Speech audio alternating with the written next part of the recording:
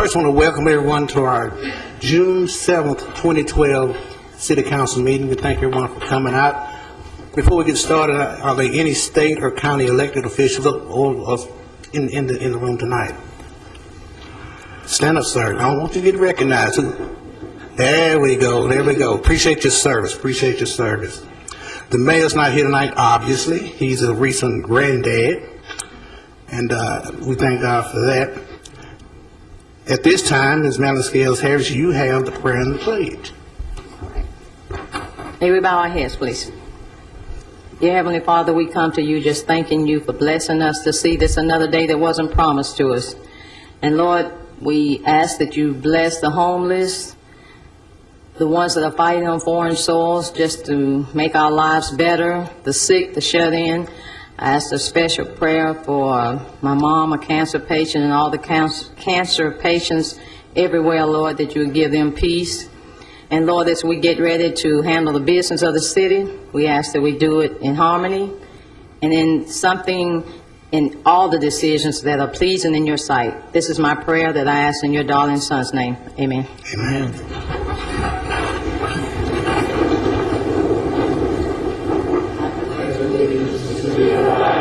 Of the United States of America, and to the republic for which it stands, one nation, under God, indivisible, with liberty and justice for all.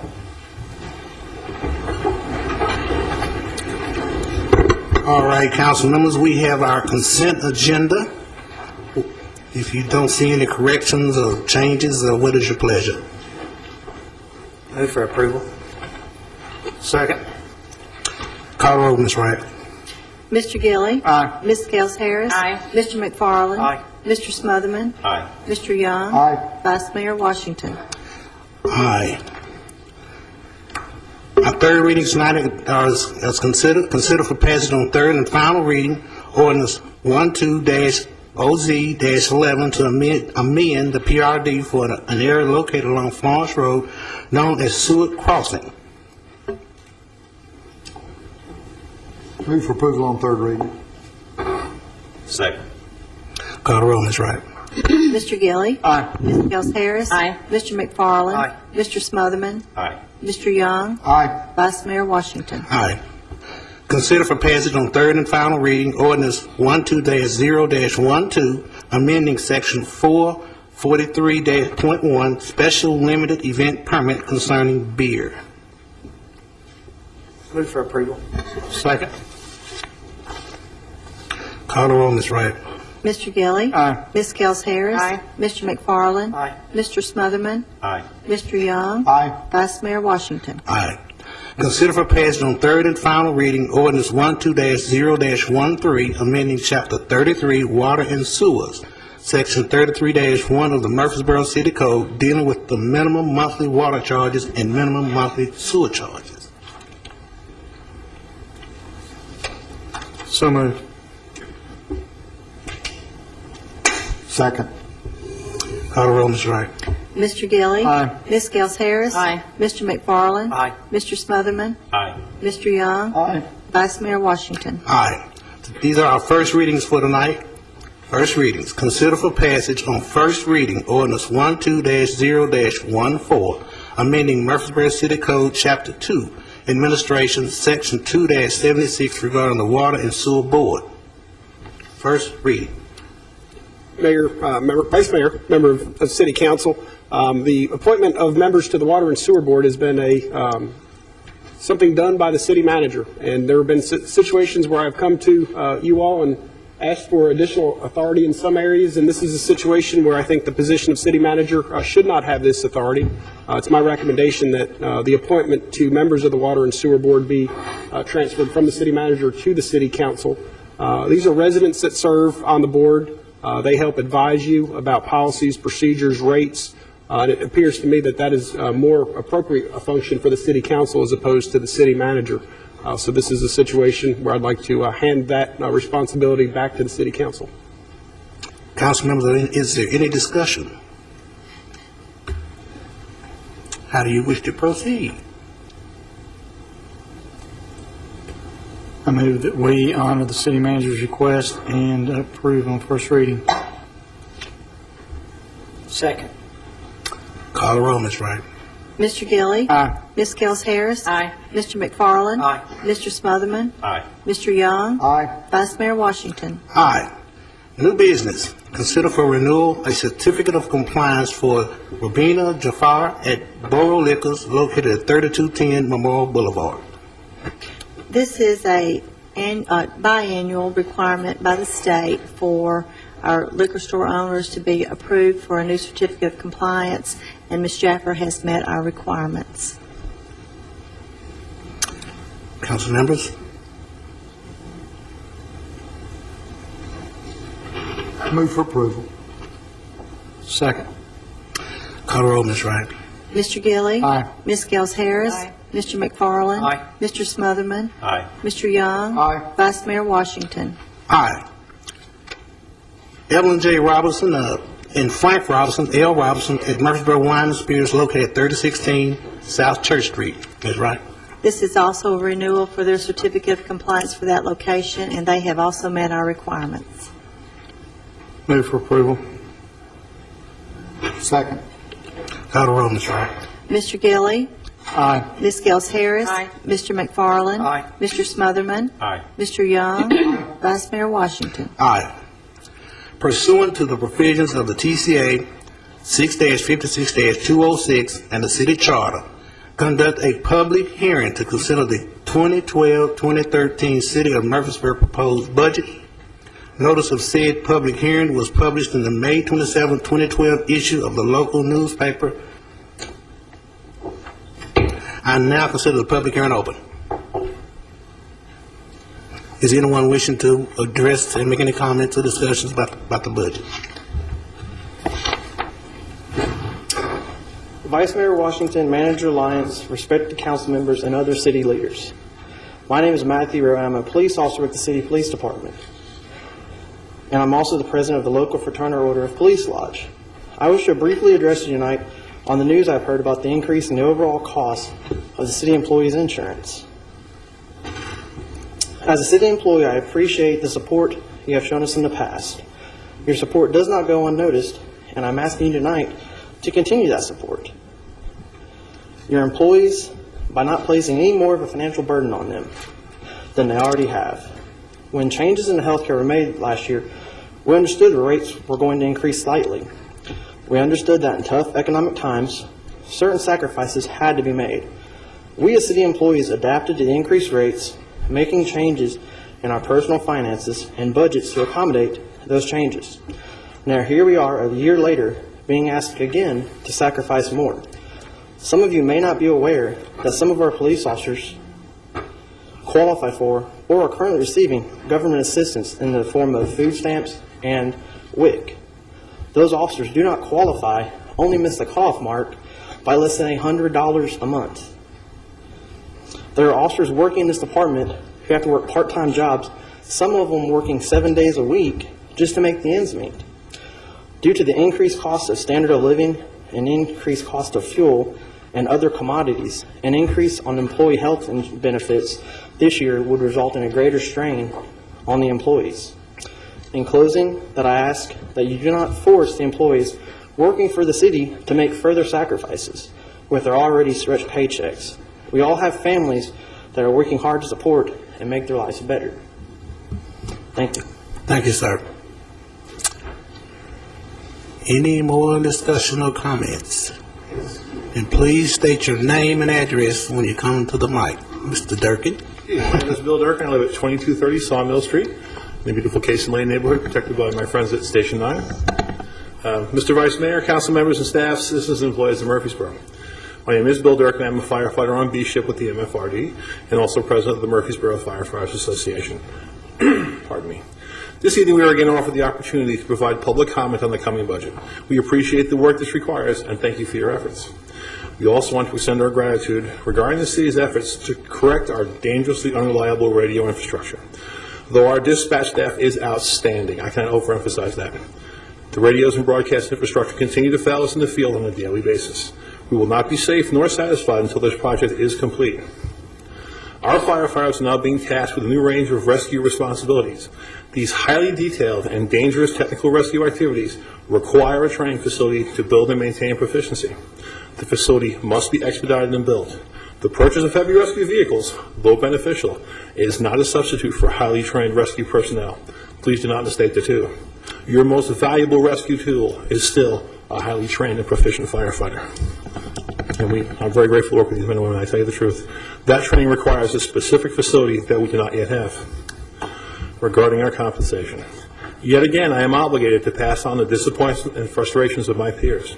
The pay scale has not been followed as originally set forth. Repeated pay studies only reinforce that we have consistently been underpaid. No truly substantial efforts have been made to correct this inequity. A proposed step raise should be accompanied by a cost of living raise as well. That would be an excellent step in the right direction. Regarding the proposed changes to our insurance, to be polite, we are highly skeptical. We have observed up a healthy dose of corporate speak and benign reassurances in the past few days. We are not yet convinced. It is our assessment that these changes will affect our working families in a negative manner. It is our assessment that in the end, we will ultimately pay more. Please do your best to prove us wrong. Thank you for your time. We wish all the citizens a safe and happy season. And we hope you'll all come by the fire hall one time this year. Bring your kids and we'll show you around. Thank you very much.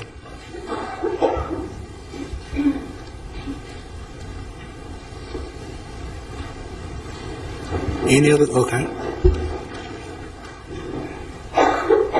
Good evening, Vice Mayor Washington and Council. My name is Matthew Young. I live at 1112 North Spring Street in downtown Murfreesboro. I've been a city employee for be 6 years in September. Lived in Murfreesboro my whole life. When I was 19 years old, and some people don't know this, some people do, I was diagnosed with leukemia. Spent 3.5 months in Vanderbilt. You know, healthcare is something that's very, very passionate to me. The changes that this year the city's going to save $1.2 million. Well, there's only 3 solutions there. The insurance company eat the cost, the city employee eats the cost, or the healthcare coverage changes. And we don't have that information. That's why you see all these people here worried about it, because you're going to affect their families. And that's something that's serious. We've gone without pay raises. We have sacrificed for this city. We've done our part as city employees. Y'all changed the pension system. This isn't California. This isn't Florida. We're not overbearing. But I decided to do a little digging and a little research, and I got on the city's website and did the property tax lookup. Well, the property tax on my house in 1994 was $430. Today it's $377. I understand the property tax appraisal when they bring the appraisal up, you adjust the tax rate. But that number should still be at $430. We don't have a spending problem. We have a revenue problem. You know, we've gone without raises. I'm still stuck on step 1 of the pay scale, and I've been here for 6 years. That's not right. And I asked one time if we drop a step and add a step every year till I retire, ultimately the person that takes my spot will make the same amount of money that I do. That's not right. You know, we really need to look at this pay scale and get it right, along with the insurance. And I understand times are tough, but maybe we do need a tax increase. You know, we've done our job as city employees, and the budget has been balanced on our backs for several years, and I ask you to look deeper and find more money so you don't have to balance the budget on our backs and out of our pockets. Thank you. Thank you.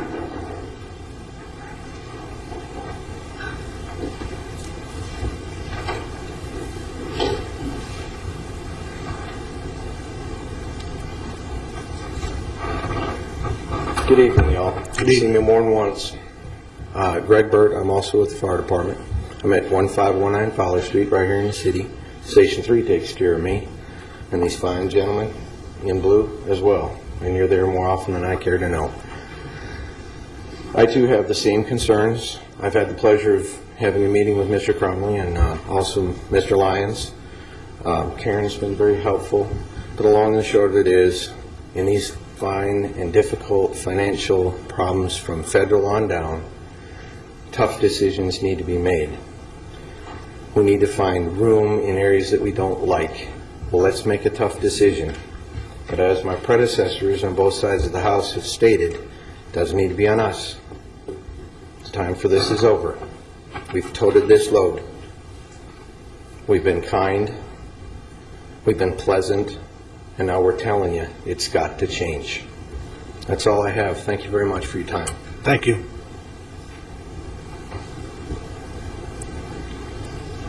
Any other comments? Don't be bashful.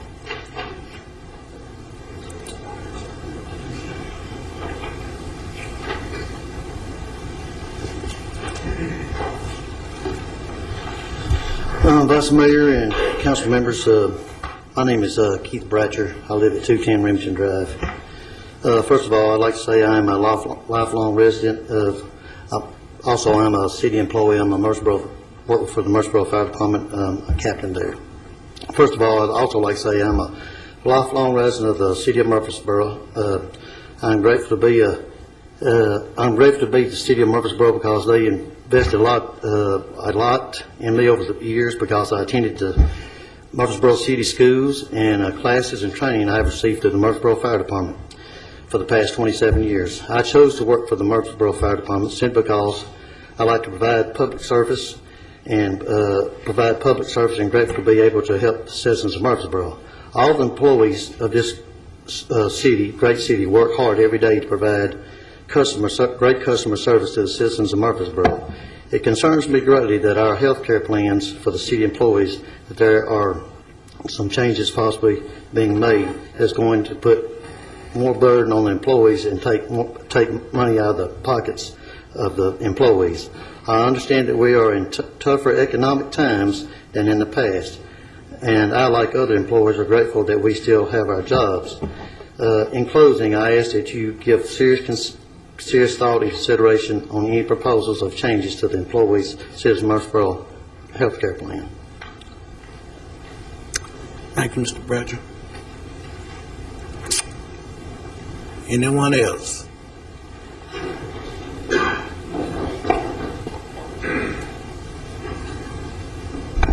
Good evening, Vice Mayor, members of the council. I'm Ricky Jones. I live at 1317 Southeast Broad Street. I guess I'm kind of an old firefighter. I've been here a long time, and seen a lot of changes in the city, a lot of good changes. And I love, the direction the city has gone with the quality of life. I graduated from Riverdale High School. I have two children that graduated from Riverdale High School. My daughter's going to graduate next year from MTSU. I got another one starting at MTSU, and I got a son that's a sophomore at Riverdale now. So I love Murfreesboro, and obviously, and as I finish my career, I want to make sure that the younger firefighters, they have the opportunity that I had, and make sure that they have the benefits to take care of their families. With this new health care plan, there's a lot of questions to be asked. Is my premium going up? Is the co-pays going up? What about my medicines? If I get hurt out of town, what's the emergency room cost? All those things, I don't know what's going to happen. I've heard it's going to be doubled. I mean, I don't know. I'm just don't know about these questions. I'd like to get them asked. But there's a lot of areas I think that we could go into that one of the very best assets you have in this city is sitting right behind me, and that's your employees. Today, they're just so smart now with the internet. You've got a smorgasbord of researchers that can say, hey, let's build a green station to save the city money, or let's fix all the stations where they're green stations. Things like that. What's the best equipment? The officers, they know the best firearms. What's the best fuel-efficient cars? So there's a smorgasbord of wealth. I'd like to see us all galvanized and turn all this. I hope you're not thinking it's negative. We want to make it positive for everybody and turn this into a positive thing tonight. Would you like to have all this positive working for you at once? Just say, hey, research me the best air pack you can find. And that's all I say. Just take a look at this before you vote it in, and I appreciate it. Thank you. Thank you.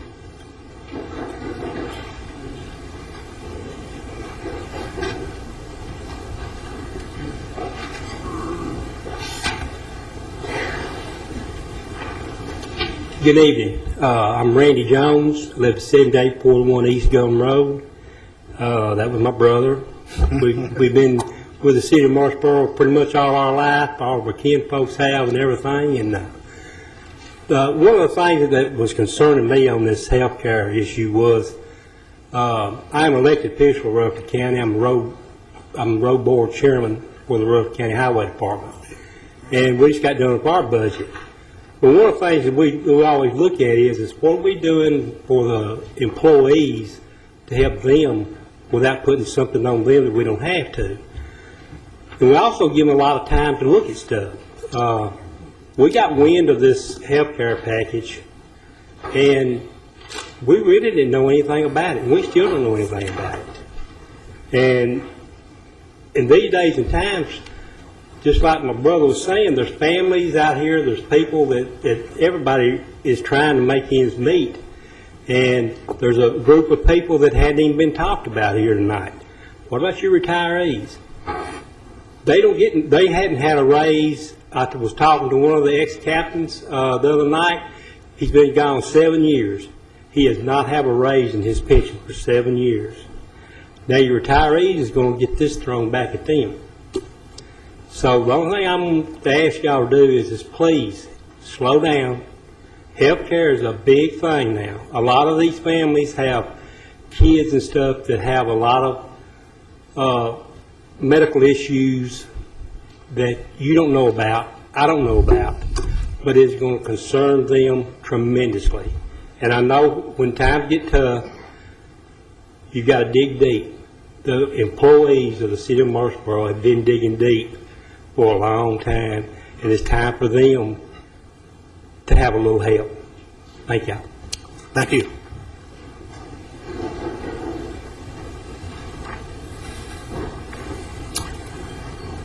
Anyone else? Hello, I'm Chris Ayers. I have no formal comments prepared, but I did review what I got via email regarding the health care changes. Some of them are, if I remember correctly, that is $100 ER copay is going to go to $250. Office visits go from 20 to 25.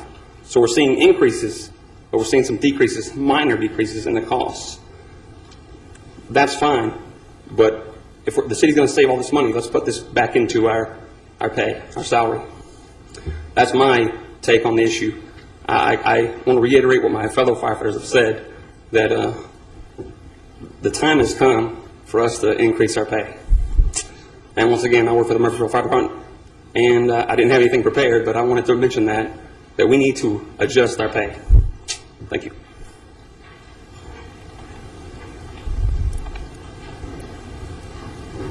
Anyone else?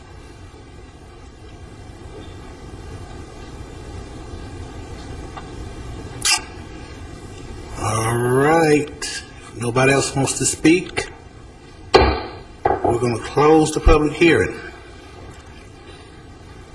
We're going to now consider any other changes to the City of Murfreesboro 2012-2013 proposed budget. I think, Rob, you have a memo you want to go over.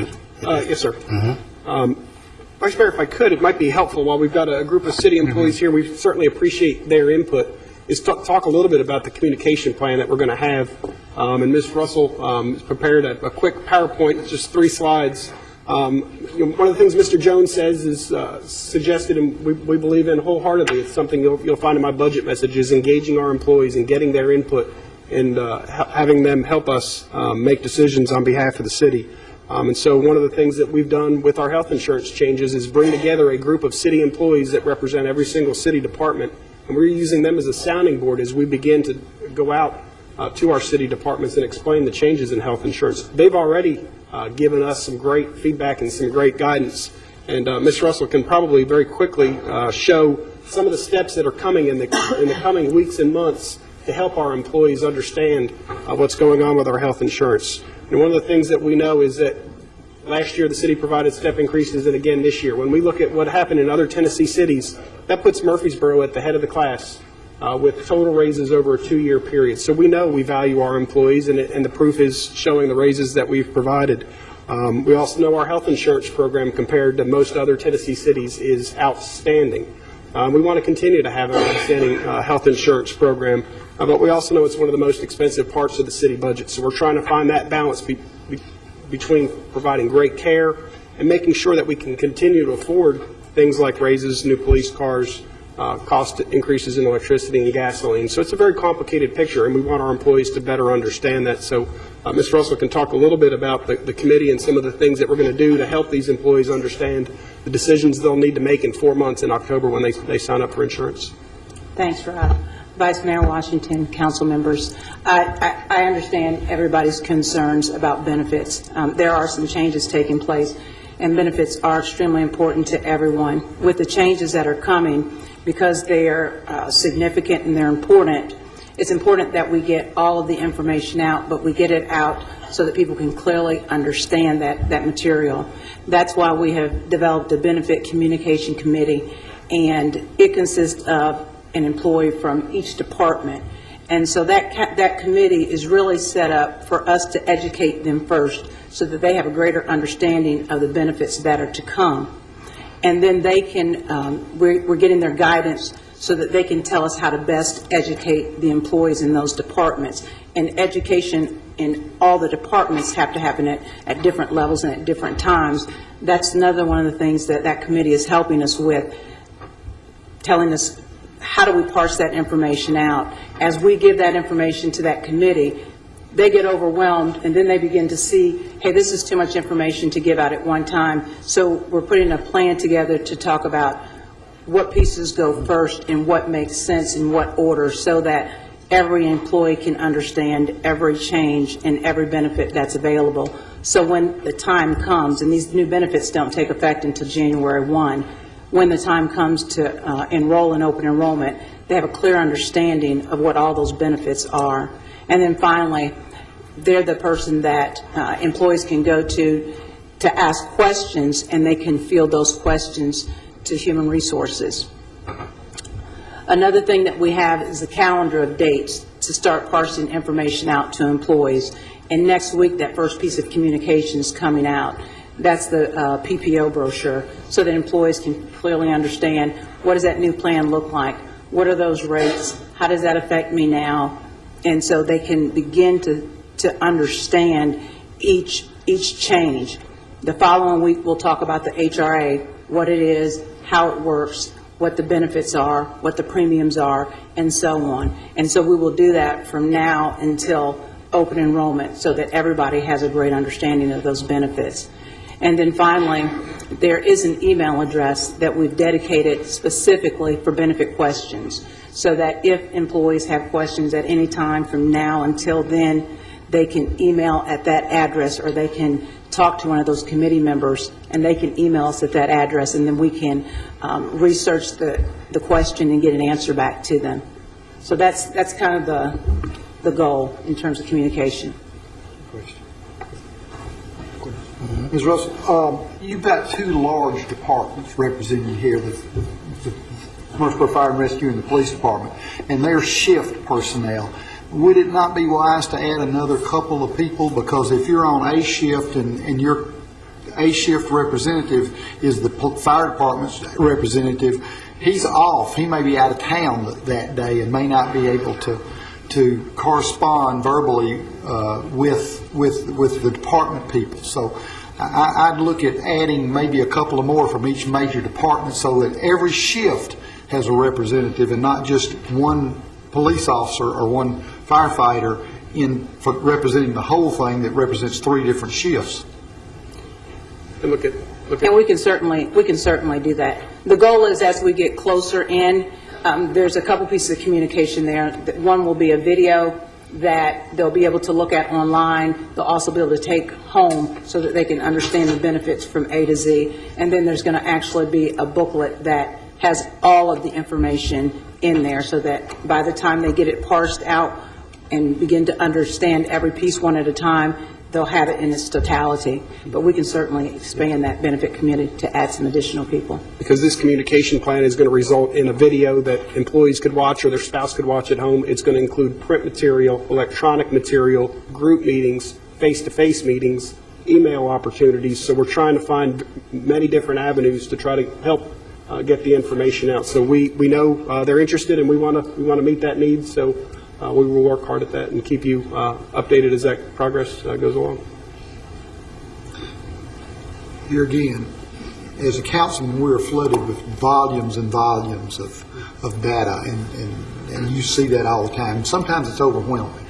I'd like to make sure that there's a hotline or somebody to go to that if you can't get a hold of your rep, that you can ask questions for. And then again, at the fire halls, and it might be a good time to have an expert visit or something during things like that, because you've got 5, 6 people at a fire hall, and some 2 shifts. I mean, 2 stations have more. So the more communications we can get out, the better it is. We need to make sure that when this is over, they're tired of hearing about this and they've got all their questions answered.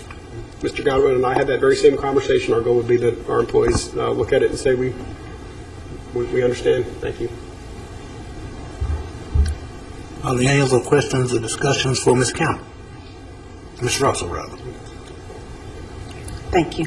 I'll be glad to go into my memo, but I want to take that opportunity while we have some employees here to help them understand we do have a communication strategy, and we'll be in front of them very quickly to talk about that.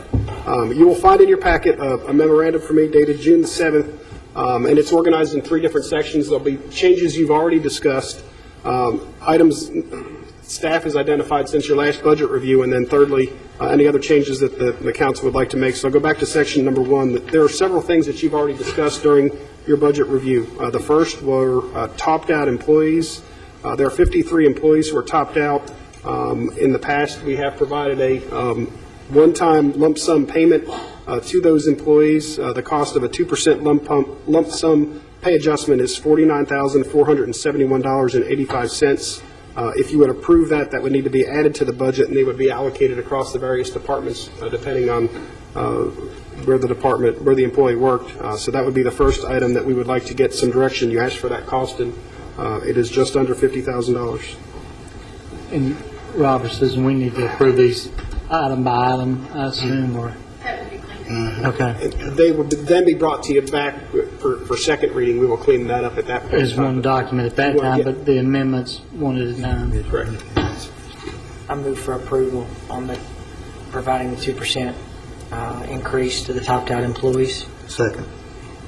Any discussion? Ms. Wright?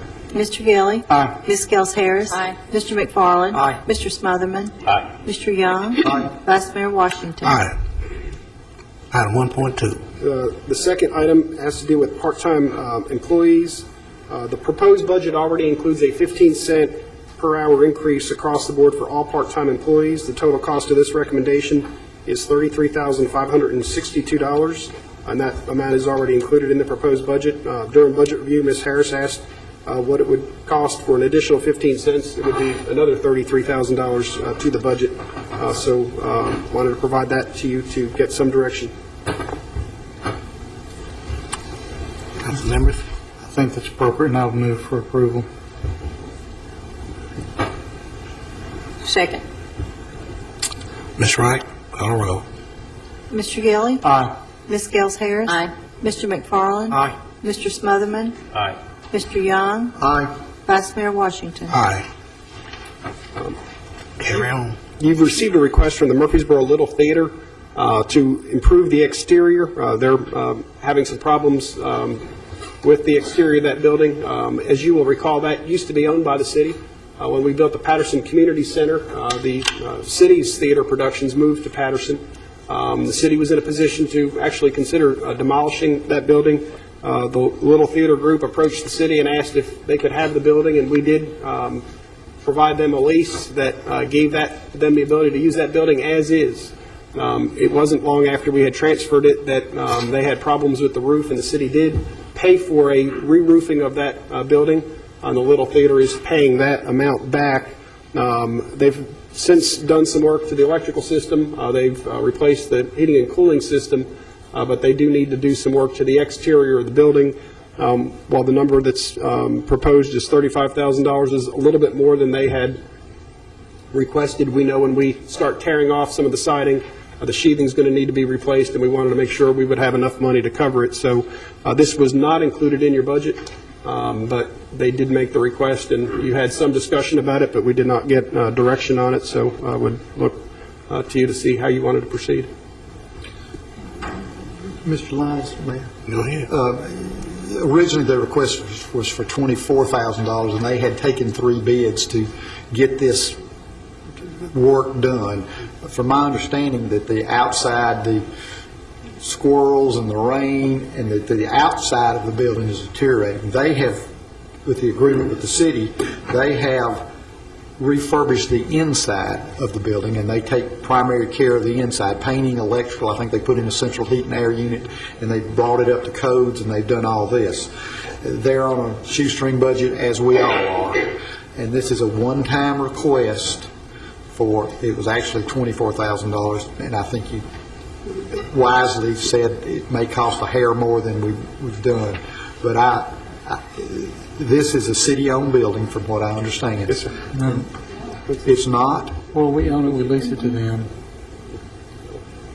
Yeah, we own it. We own it? Lease it to them. We still own it. Okay. Lease it back to them. Now, you know, if you own a building and you let it deteriorate, your leasee goes away, and then you know, I think the history of this building and the good work that the Little Theater does, and that the time and the money that the citizens have put into this, it's hard to let a resource like this deteriorate.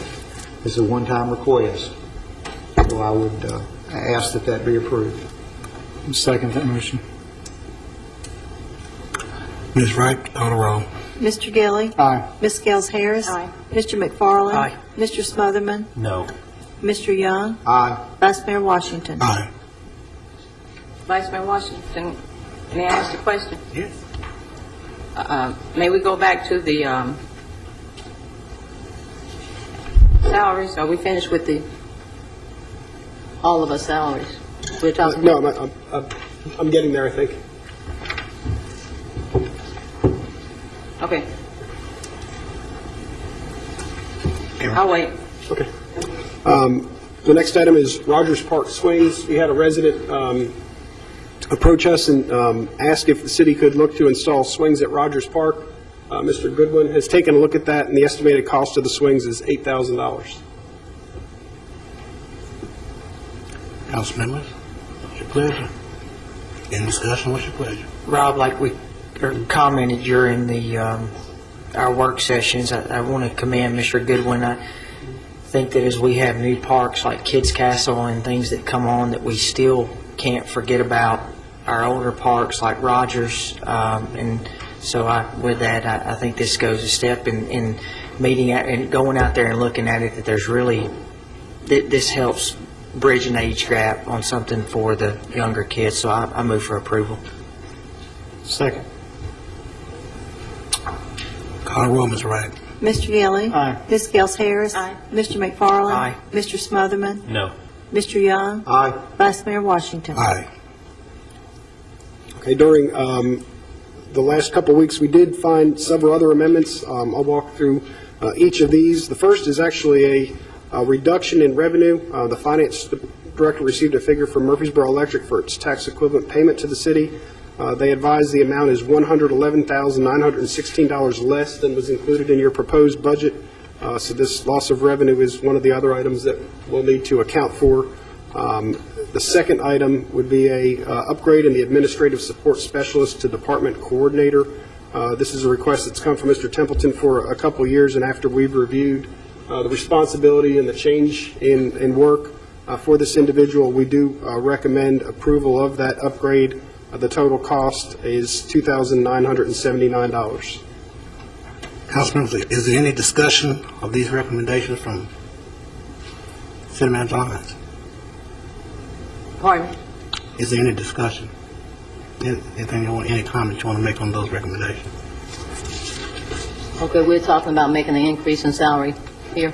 Yes, ma'am. That's for for the upgrade in the position in the street department for $2,979, and we do recommend approval. I'd like to see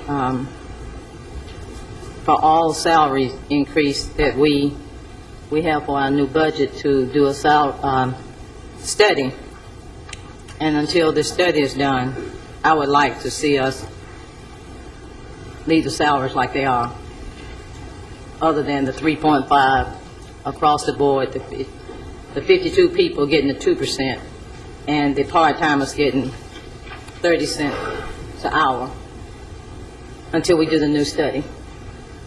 The one I would like to point out, I know I spoke during one of your budget reviews about two of the department head positions where I was recommending an increase more than the 3.5%. I've withdrawn that recommendation. That is no longer part of my recommendation.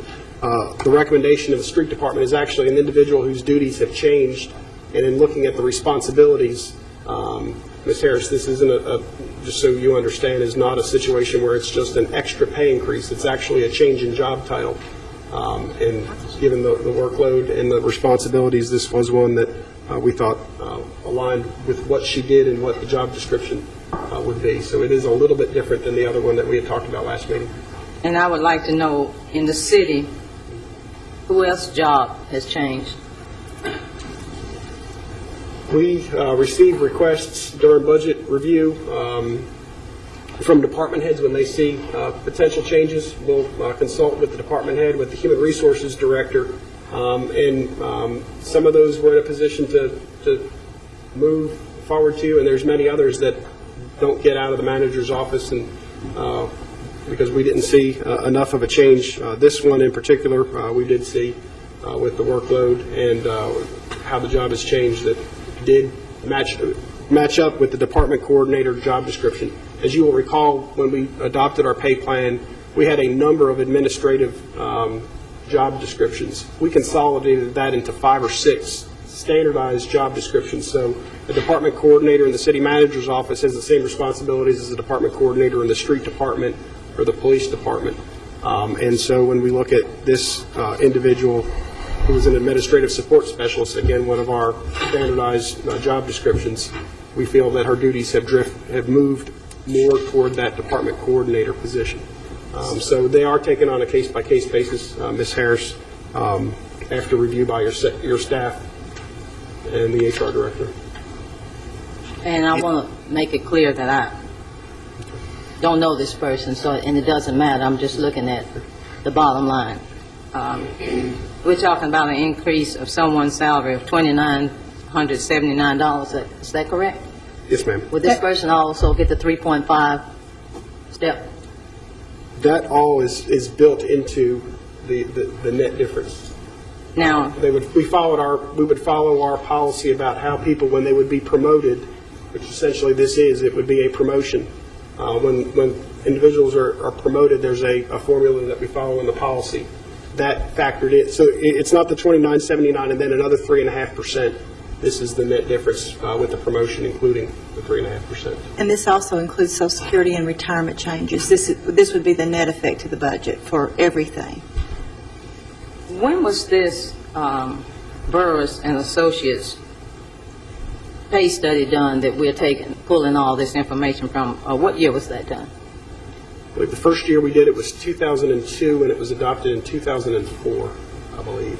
So we're pulling figures like we did for the last meeting from this study here? Well, the pay plan already sets forth the steps for an administrative support specialist and a department coordinator. Those haven't changed. What we're recommending is a promotion of this individual from the administrative support specialist into the department coordinator position, using the same standardized salaries that are established in the plan. I guess what I don't understand is our last council meeting, we talked about the 3.5% across the board, and then you had two people that you wanted to take higher, and it was taken from this study. And you withdrew that. Yes, ma'am. And then we're turning around and asking to promote someone whose job description has been expanded. I'm just reading from here. And my question still is, I guess, to Vice Mayor and the other council members, what other people of the 786 employees do we have jobs have not increased? That's something I look to the department heads during budget review to bring forward to me. And in this case, Mr. Templeton indicated that the individual's now completing many of the duties in that department coordinator position, and that's why we're recommending the promotion. And I guess, too, in my mind, I'm thinking, in studying the budget, that we also have people that we are hiring in off the street, coming in and making almost the same as people that have been in positions for a couple of years. And, you know, it's already hard to sit next to someone that you train, and then you look up and their pay is equal to yours, and then look up a year or two later and they're your boss. I'm still, maybe somebody else can help me here, understand how we want to promote someone when we have all these people out in our employees who feel that their responsibilities have increased too, or maybe I'm wrong. Any other council member? Am I the only one to see it that way? Did you have something? Go ahead.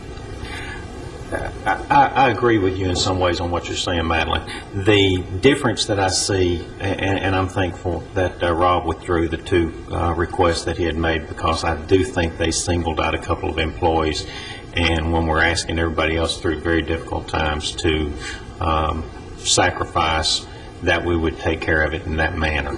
At the same time, I do think that those two that you picked out may very well be underpaid. They may very well have been started out at a lower wage than what they should have been. But on this particular situation that we're talking about here, Madeline, I think we've got a change in description of the person's job.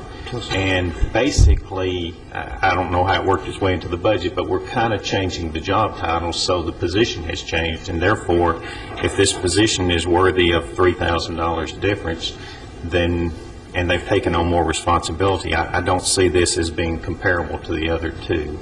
And I'm glad that the two were withdrawn, but I think this one, with me, looks okay. Councilman McFarland? And I want to make sure, too, because I understand what Eddie's, or Mr. Smotherman's saying, and Ms. Harris, I understand we don't want to pick people out and say, okay,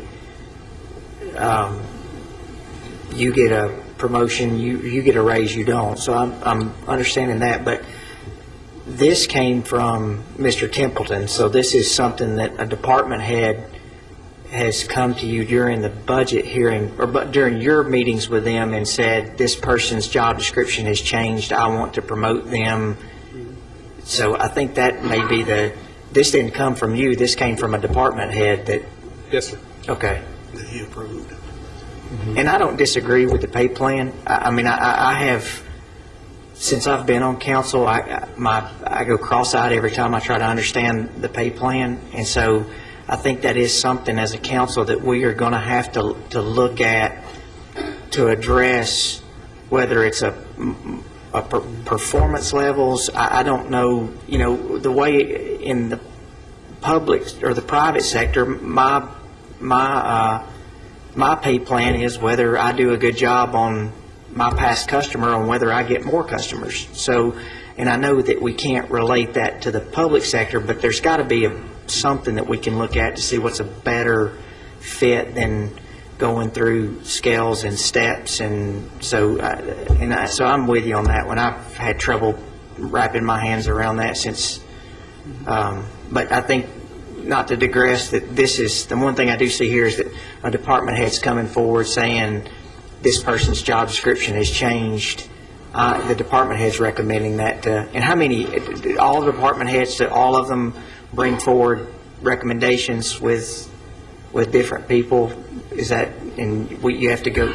Instead of taking those up, you know, throughout the course of the year, in order to help manage it, they're due during budget review. We've tried to standardize, you know, how we review those with input from the department head, HR, and with others. So it's really when we see enough of a change in what the employee's doing and doesn't meet the new job description is really the basis on whether or not we make the recommendation. In this case, we think the work has grown into the new job description, and we want to pay our employees when they're working in that job description, and that's the reason for the request. Rob, to try to come up with like maybe a parallel, example, pick out a department where there are multiple opportunities for promotions, where there are different, give me an example of one of the departments where there are multiple. Sure. The police department's got a number of ranks. Okay, you're hired into the police department, you're at what rank? Police officer. And then the next step up? Sergeant.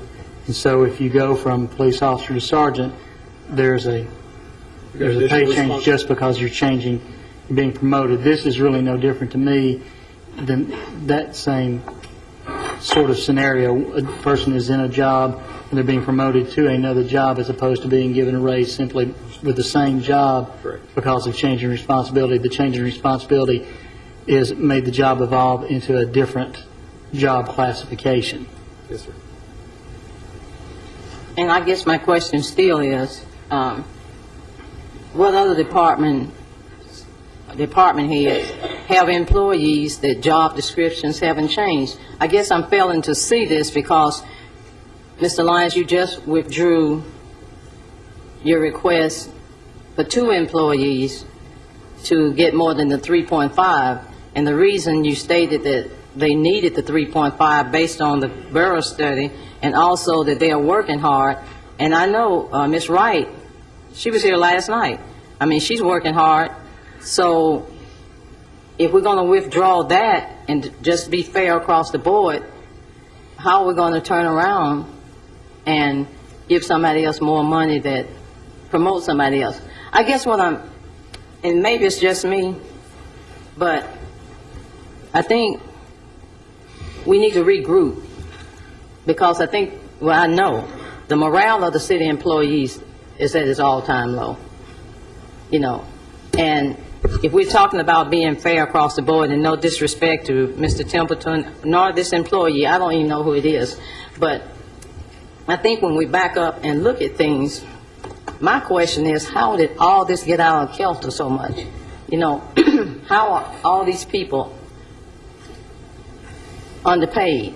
Now, the chart that you gave us comparing us to other cities, well, when we get ready to do this new salary pay scale, we need to look at several things. How was this company that we're using, how were they obtained? What components? We need to look at things like, we need to be compared to cities like Johnson City, you had on there Kingsport, and I think their population is roughly 53,000, if I'm not correct. And we're comparing ourselves to them, and we are over 109,000, almost 110,000. That's not how we should be comparing it. We should have cities, when we do this next study, where we compare ourselves in population, property value, level of service, school systems, per capita income. That's how we need to start looking. Now, when we hire this next company, because I don't know if we're going to use the same company. I don't know. But I know one thing, I think we need to look at things like, instead of before we ask any company to bid on something as important as this and how many lives it's touching, I think we need to have them to give us a request for a proposal for pay and compensation plan. That's going to be very important. Then once we get that, then we go and bid, because it's a big difference. And then when we start eliminating companies, we need to know the criteria that eliminated them. And I think that's one of the problems, how we went about doing the survey. Now, the reason why I'm bringing this up, because Mr. Young, you wanted the urgency in the last meeting, we need to go and get the survey done and the pay plan, and I agree with that. But then, too, I'm looking at it, and I've been going around talking, not just now, but I talk to city employees all the time. And I have never seen the morale down as much as it is now. And because we're hitting some pocketbooks, you know, I'm retired now. My income is less than half of what I made. So, you know, I can feel them.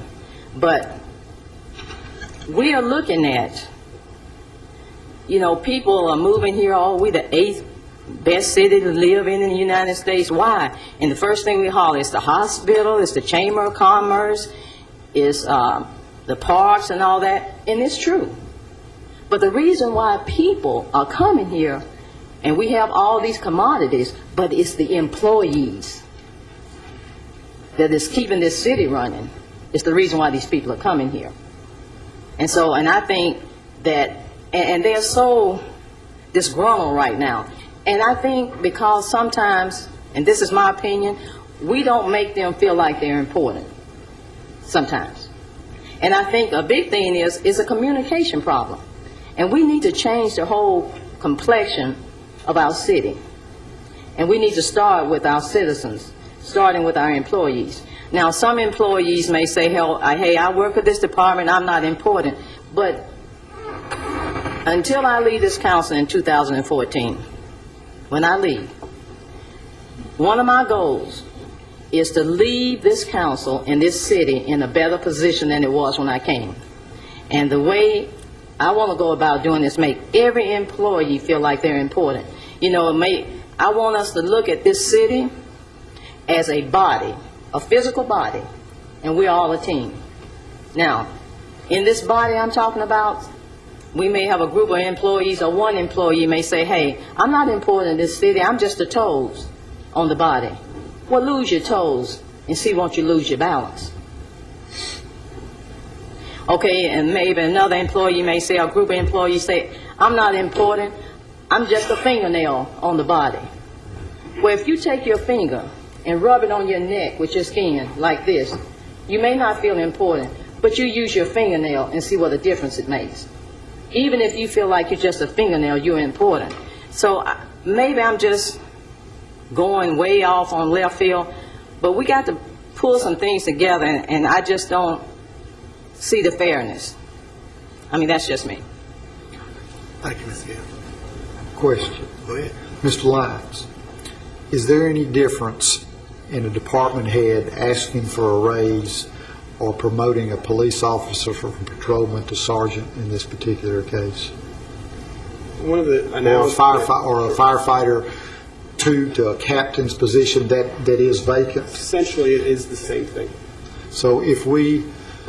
The request for a promotion is if you want to... So theoretically, if we were being fair across the board, we would not promote anyone else in the city? Well, Mr. Templeton has asked for a promotion for this individual. And the way I've always looked at our salary schedule is that the city council approves chairs. And we can't sit an individual down in that chair unless you've authorized that position. And those chairs are very specific.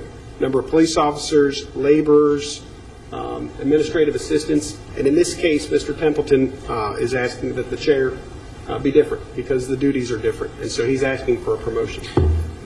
Mr. Lyons, I'd like to follow up with some things that Ms. Scales Harris said. And it may be out of order a little bit, but let's talk about the Burris study and what we plan to do speedily next year. Yes. One of the items later on in my, it's coming up in a couple more, item 2.7 is going to be money to update the pay plan. And you know, I've worked on several pay plans in several different cities, and these are always very difficult projects. Compensation is certainly something that's near and dear to our employees' hearts, and Ms. Harris, we all agree that our employees are phenomenal. In fact, if you look, as I mentioned earlier, over the last 2 years, nobody's would have approved higher pay increases than this city council, and you should be proud of that. We know our employees, would love to see us do more, and we'd love to do more, but we've got financial constraints too. But if you look at us compared to the other Tennessee cities, we've offered the highest raises over the last 2 years. That's something to be proud of. In terms of getting our employee input, you just heard Ms. Russell talk about how we're using an employee committee to help us guide and steer our health insurance changes. One of the things you'll find in my budget message to you in the budget document is a real focus this year on employee engagement. All this is really growing out of the work we're doing with service excellence, where we're getting out and talking to our employees, helping them and understanding better what they're seeing on the front line. So there is a ton of agreement and consensus about where we want to go in terms of employee engagement. That is one of our big goals this year, and that's one of the things we really want to tap into. So I think there's a lot of good work ahead. Sir, what's your timeline on this study? On the pay plan, a pay plan study, and I don't know who the vendor is going to be. We've used Burris and Associates.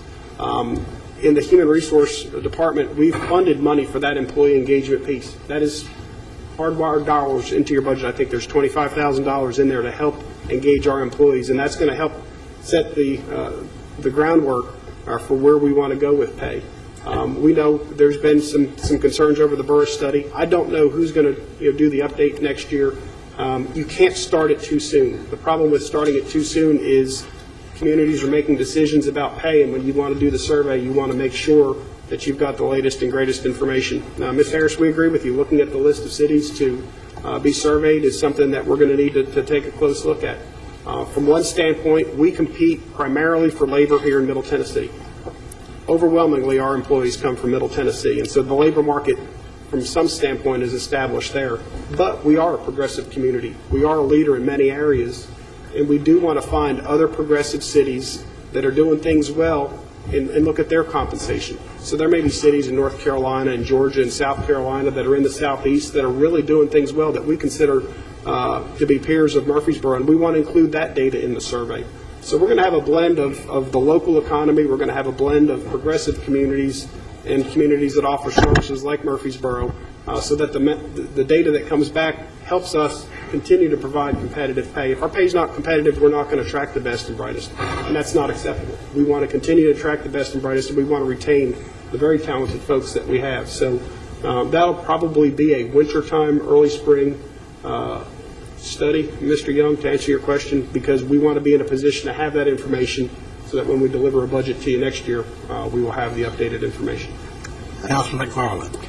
I just wanted to make a couple quick comments, and I could turn this into a joke fest. Most of y'all know that I'm the prankster who's up on the council, and the one thing I just want to say, I don't, with whether it be you who brought the two employees out, it's department heads' responsibilities to manage their departments in the best of their ability, but it's also their responsibilities to fight for their department employees, because they are the voice that you hear saying, hey, we need to work on this, we need to work on that. So, I mean, I think that's what department heads should do. I think that Chief Gaines, Chief Chrisman, Rick Templeton, they come and they say, we need this. And then, that's where y'all get together and say, yeah, okay, we're going to move forward with this and bring it to City Council. So I think that we have to rely on that we have competent department heads who are in their positions. And I think that if we didn't, the city would not be providing the service level that we're providing now. The one thing, we can go back and forth on that pay plan, and I don't even like talking about the pay plan because my blood pressure gets up. But, we were at a thing last week where several firefighters went in at Northfield Lodge and rescued a young lady. And as a matter of fact, I see a couple who are sitting out there. And, when it comes down to it, those gentlemen and lady did not, I'm sure it was not going through their mind when they were rescuing one of the citizens to say, I'm underpaid. So with that, I think that's what we have to be able to do, is to realize that we do have good employees, and we have to rely on our department heads to be able to come back and give us the feedback, or give you the feedback, because we only have 4 people who work for the council that we get to have direct contact with. But the only thing that I do want to say, and this is probably the prankster coming out, that I don't disagree that people come to Murfreesboro because of the employees and because of this quality of life that the city has provided. But what I have found most often is that the quality of life that is being provided is not necessarily by the city, it's by the residents. And the best thing that government, and this is nothing against the city of Murfreesboro, this is with every municipality that I've dealt with, that if there's a way to mess something up, we can find a way as a government to do it. So sometimes we just need to get out of the way. And I think when we see things like residents who came with a swing, even though it's something small as a swing, the residents came and said, hey, this is messed up. Well, that's the thing we can do. So we've got to find a way to get this pay plan and those things that we can get our arms around and fix it. And then get out of the way and let our employees do what they do best, which is what they do. So I don't know any other way to we could go department heads and line item by line item, but I don't, that's tough for us to do. So I'm with you, and if there's a better way, let's find it and do it and move on with it. But I guess the timing is wrong. I mean, I guess the timing is not right. I agree, but our city manager's telling us this is the only time that they allow promotions to take place as job classifications at budget time. So that may be something we have to rely on you to say, do we do it every 6 months? Or so I guess that's what I just don't want to punish someone who's been doing their job, who's taking on extra responsibilities, to say, no, we're not going to do it, you're going to have to wait till next year, if the department head's recommending that. So I don't know what's the best way, Ms. Harris, to do that. So I don't know. And although technically we're not making this a job title change, it doesn't appear, but the job's description is changed clearly, because now we're saying they've got different administrative responsibilities and whatnot. But, you know, and the one thing, of course, I'm the new kid on the block here. I mean, and I've enjoyed being up here with you guys. I hope y'all have enjoyed me being here. But the one thing that I'll ring true on, that I have learned in the 6 weeks that I've been meeting with department managers and Rob and the mayor and every council member, is every one of you guys like the city employees. It's not a question of whether or not we like them. We're not going to vote tonight on whether or not we like them, because we do. And I haven't talked with a single department head that we don't talk about how proud they are of their employees. In the short stint that I've been here, we've talked about greener schools, which one fellow out there Mr. Jones was talking about. We've talked about purchasing guns for police officers. We've bought a boat for the fire department. We've talked about having the radio system in the capital plan. We've toured yesterday the new detectives building for the police officers, where we're trying to make the environment better for those guys. But and working with the Parks and Rec department a couple of days ago, I saw how much emphasis was being put on making Murfreesboro a better city for not only the employees, but for all the citizens of Murfreesboro. And I do think that this particular thing that we may have been on for too long, to be honest, because we'll never get done with this if we continue at this rate on $3,000. Right. But the reality of it is every person that I have talked to cares, and somehow that may be getting diminished when we sit here and we talk about, well, such and such employee may be overrated or such and such employee may be underrated. I've yet to hear anybody say that somebody isn't deserving of what they're receiving. And some people we know deserve more, but I've received, gosh, I'd hate to guess how many phone calls in the last few days. And I think about every 2 calls, I get more calls than anybody up here right now, just because I'm the new guy on the block, and I understand that. But I'm getting about 2 calls saying I'm not really happy with my benefits, or I'm not really happy with my pay. But that 3rd call is interesting, because I'm getting a call from somebody who says, can you get me a job with the city? Is there anything you can do to help get me a job? So it can't be that bad if that many people are wanting in. Now, you know, I know that's not exactly what everybody wants to hear, but that's the truth of the reality. And everybody in Murfreesboro right now is suffering from economic situations. It doesn't matter if you're a police officer or a firefighter, or the guy who puts up signs, or the guy who works at Dodge and sell hot dogs down here. We're all paying twice as much for gas as we were a year or so ago. We're experiencing tough economic times, and I think some of those pains are getting transferred, saying that I need more, and I understand that. But at the same time, we've got a budget to stay within, and having just gone through a campaign, there wasn't a single person that said, I want you to raise my property tax. So we do have a budget to stay within, and there are constraints on us, and I just want us to keep that in mind, that even though we have those constraints, we need to do as much as we can, but at the same time, salary is not the only thing here that's involved here. I mean, and on this particular one, I don't even see it as a salary issue. I see it as we're deciding whether or not a person gets a promotion or not. I'm going to take your recommendation, Councilman Smotherman. What is your pleasure on item 2-2 or 2.2? What's your pleasure? I would move that we approve it. Second. Call the roll, Ms. Wright. Mr. Gilly. Aye. Ms. Gels Harris. No.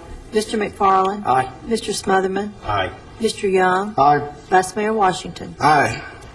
Rob, carry on.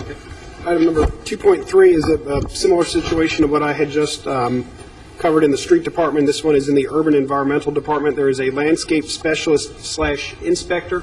The recommendation would be to promote that person also to department coordinator. This is an interesting position. There is administrative duties in the office that were being handled, as well as going out in the field and completing inspections.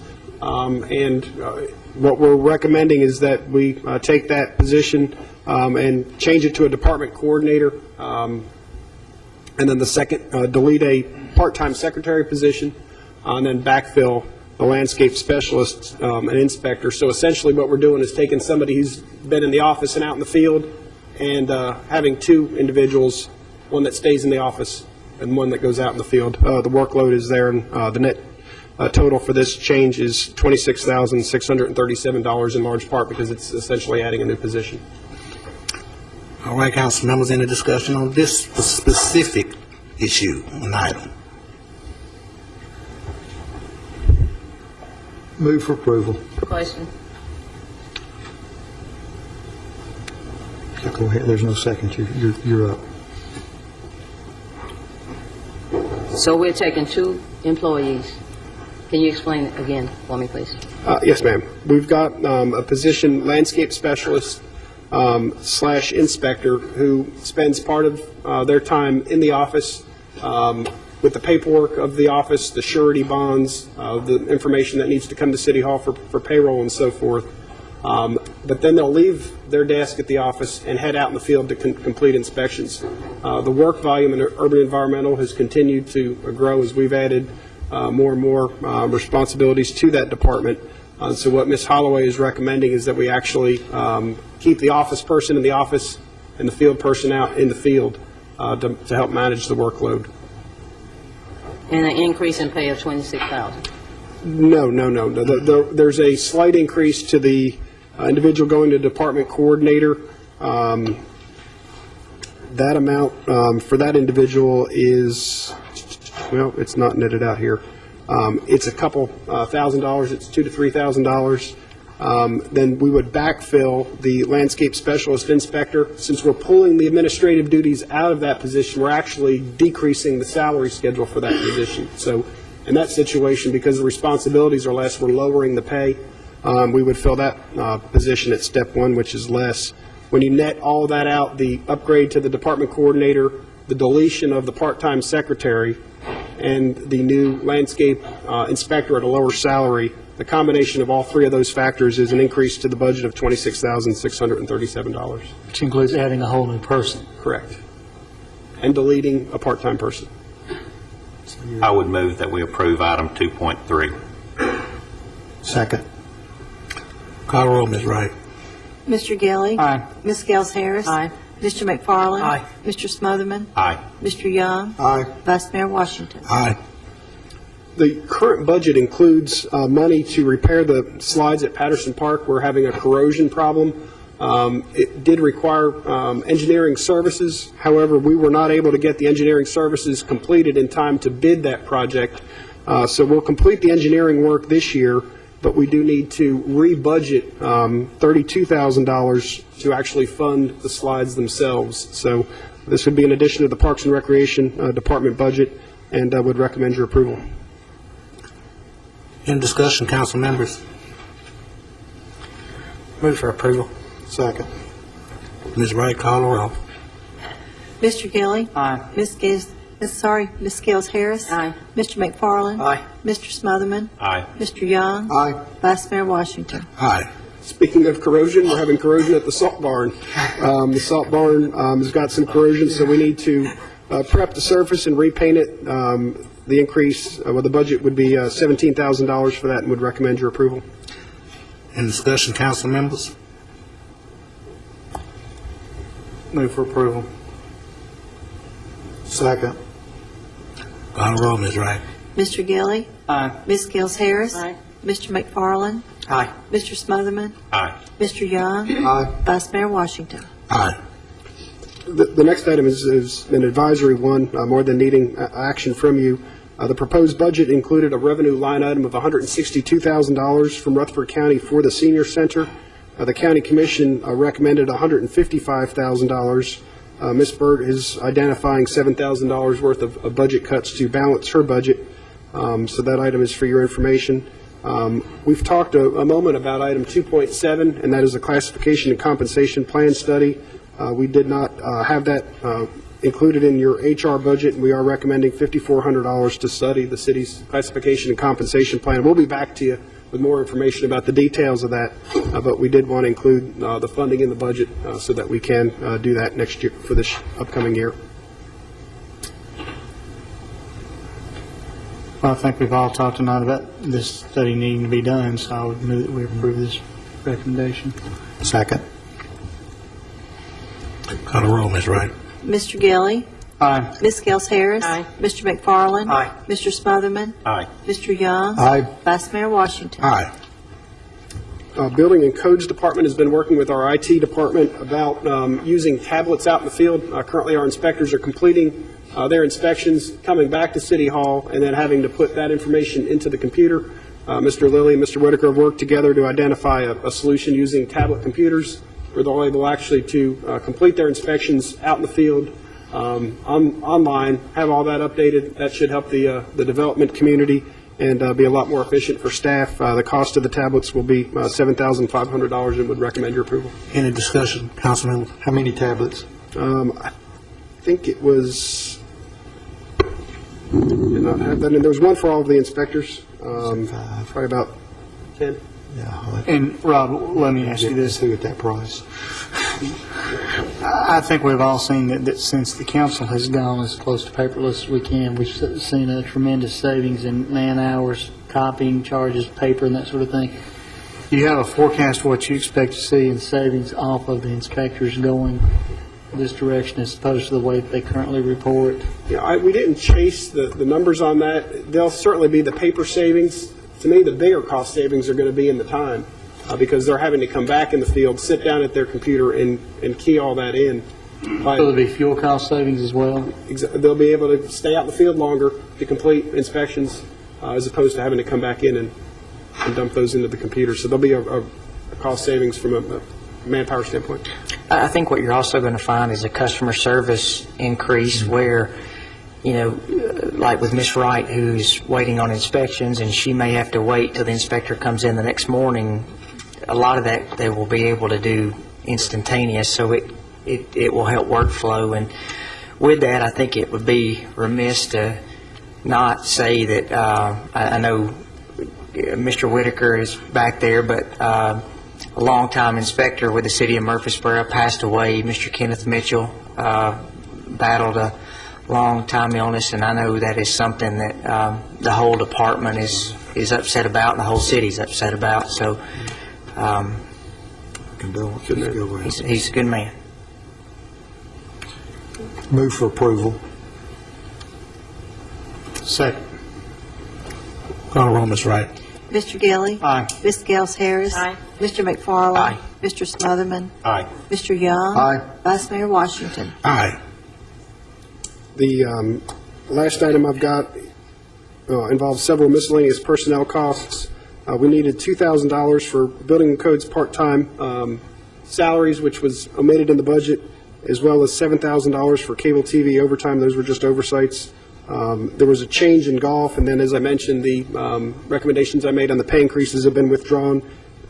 Recommendation 2.9 actually reduces expenditures by $34,949.80. Be my recommendation. Any discussion? It's a reduction. That's good. I move for approval. Thank you, Ms. Smotherman. Second. Call the roll, Ms. Wright. Mr. Gilly. Aye. Ms. Gels Harris. Aye. Mr. McFarland. Aye. Mr. Smotherman. Aye. Mr. Young. Aye. Vice Mayor Washington. Aye. The TML bond fund, this is just more of a, there's no new money needed, but we did not correctly show some of the allocations on transfers to debt service and $312,210. Again, that is more of a how the document looks, but no new money is needed, so there's no cost impact to the city, and we recommend your approval. So moved. Second. Call roll, Ms. Wright. Mr. Gilly. Aye. Ms. Gels Harris. Aye. Mr. McFarland. Aye. Mr. Smotherman. Aye. Mr. Young. Aye. Vice Mayor Washington. Aye. So in summary, these changes would then be balanced out with a change in the city's fund balance allocation. We will update all those numbers for you at your next meeting. Thank you. We'll have one more item unless any council members have any more discussion or any more about the budget. I think what you're alluding to, Vice Mayor, is, and you and I have joked about this over the years from the first year that I was on the council. A lot of people don't realize there's one employee that the city manager is not able to list whether they get a raise or not in the budget, regardless of them. The first year that I was on, Ron, you and I were sitting here, Mr. Haley had not listed himself. We're looking at each other thinking, he included everybody but him. And then we realized that's because he can't. And the same goes for Mr. Lyons. I would recommend that, along with the other employees, that he receive the 3.5% increase. Second. Call roll, Ms. Wright. Well, first of all, any discussion? Call roll, Ms. Wright. Mr. Gilly. Aye. Ms. Gels Harris. Aye. Mr. McFarland. Aye. Mr. Smotherman. Aye. Mr. Young. Aye. Vice Mayor Washington. Aye.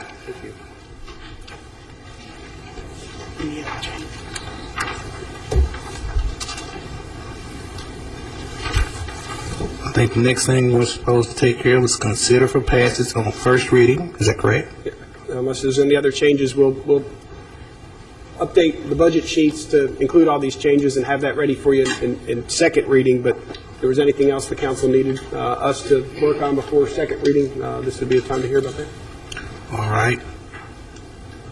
Item C, consider for passage on first reading ordinance 12-0-16, the tax rate ordinance. I move that we approve the tax rate ordinance. You get that? Call the roll, Ms. Wright. Mr. Gilly. Aye. Ms. Gels Harris. Aye. Mr. McFarland. Aye. Mr. Smotherman. Aye. Mr. Young. Aye. Vice Mayor Washington. Aye. Item D, consider for passage on first reading ordinance 12.0-15, the appropriations ordinance. So moved. Second. Call the roll, Ms. Wright. Mr. Gilly. Aye. Ms. Gels Harris. Aye. Mr. McFarland. Aye. Mr. Smotherman. Aye. Mr. Young. Aye. Vice Mayor Washington. Aye. Ms. Wright, are there any bill permits? Not tonight. Council members, we need to pay the bills. Move that we pay the bills. Second.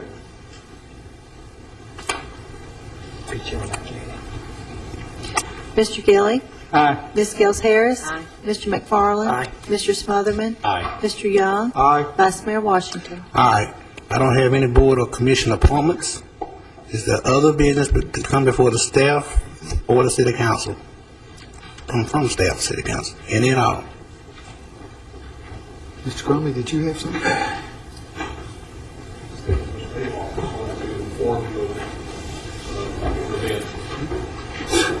It is an event.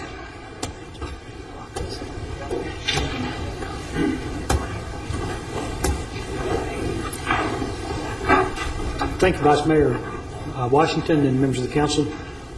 Last night, the Plan Commission had a meeting during which we considered the airport master plan, and at the conclusion of the meeting, the Plan Commission recommended in favor of adopting the airport master plan.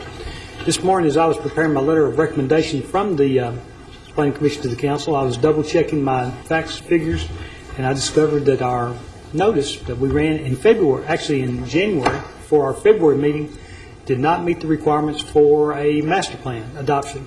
It met the requirements for an annexation, and it met the requirements for zoning, but not the requirements for a master plan. Consequently, the action the Plan Commission took, well, they just took no action as the result. The Plan Commission is going to have another public hearing, and I thought I'd update you. I've already called the Plan Commission members. We'll be having it back on the Plan Commission's agenda. We will determine a public hearing date at the June 20th meeting, and we will advertise it properly and correctly and with no mistakes the next time. We will keep you posted. Thank you, Judge. That's one reason why I got off the planning commission. Thank brutal. Any other business? Okay, that's right. I just want to congratulate this year Parks and Rec and Miles and Melinda Tate. The middle half registration was last Friday. Last year, they set a record with a sellout crowd in 11 days, as you saw in this last Friday's newspaper. The half marathon sold out in 6 hours and 6 minutes. When I signed up for it at 8:30, there was already a third of the spots gone. So in 6 hours and 6 minutes, that event it's come a long way in 6 years, hasn't it changed? And it's pretty neat. I'm on the board, and so we would get emails about every 10 minutes updating on where we were. So it was pretty neat. See, it was almost like an auction going on how so maybe one of these days we'll get it a little bigger. So. But I think we owe the Tates a world of gratitude for what they've done for the city through the exposure and the benefits. And really excited that Vice Mayor Washington has signed up to run in it. If Bill crawled, it wouldn't be a walk. Before I adjourn, I want to thank all the employees for your discussion, comments, and input. Council members for your service. And with that, have a good evening. We'll adjourn.